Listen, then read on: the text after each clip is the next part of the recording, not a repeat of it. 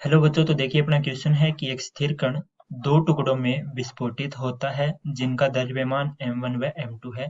ये दोनों विपरीत दिशा में वेग v1 तथा v2 से जाते हैं, तो इनकी गतिज ऊर्जाओं का अनुपात E1 बटा E2 है, वो कितना होगा, ये अपने को ज्ञात करना है। तो यहाँ पे देखिए अपने क्वेश्चन की लैंग्वेज को अपने एक डायग्राम से देखते हैं कि अपने पास एक कण था इस प्रकार से, जो विस्फोट होने के कारण दो कणों में टूट जाता है। एक अपने पास m1 है, तो ये अपने पास m1 हो गया, ठीक है। एक m2 है, दोनों ही एक दूसरे की विपरीत दिशा में v1 और v2 वेग से जा रहे हैं, ठीक है। तो इसका वेग जो है वो अपने पास क्या हो जाएगा, v1, और इसका जो वेग है वो क्या है, v2 है, ठीक है। तो इनकी गतिज ऊर्जाओं का अनुपात है, वो अपने को ज्ञात करना है कि अपने पास क्या होगा।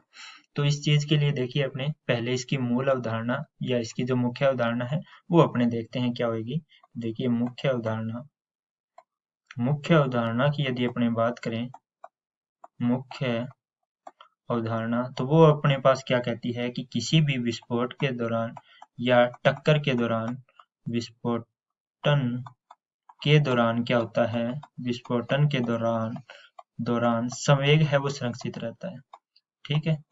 संवेग संरक्षित रहता है, संवेग संरक्षित रहता है, ठीक है। संवेग संरक्षित रहता है, इसका क्या मतलब है कि विस्फोट से पहले यदि संवेग P1 था, ठीक है, या Pi था, तो वो किसके इक्वल था, टक्कर के बाद या विस्फोट के बाद जो भी संवेग होएगा उसके क्या रहेगा, एक समान रहेगा, ठीक है। तो अब यहाँ पे अपनी जो कंडीशन है उस चीज को अपने अप्लाई करते हैं और यहाँ पे देखते हैं कि अपने पास किस प्रकार से आएगा। तो यहाँ पे देखिए पहले जो अपने पास कण था, ठीक है, उसका द्रव्यमान अपने कैपिटल M मान ले, तो वो किसी भी वेग नहीं था, तो उसका वेग 0 होएगा। तो इसका मतलब इनिशियली जो संवेग है वो क्या हो गया, 0 हो गया। तो फाइनल संवेग है वो भी अपने पास क्या रहेगा, मुख्य अवधारणा से 0 रहेगा।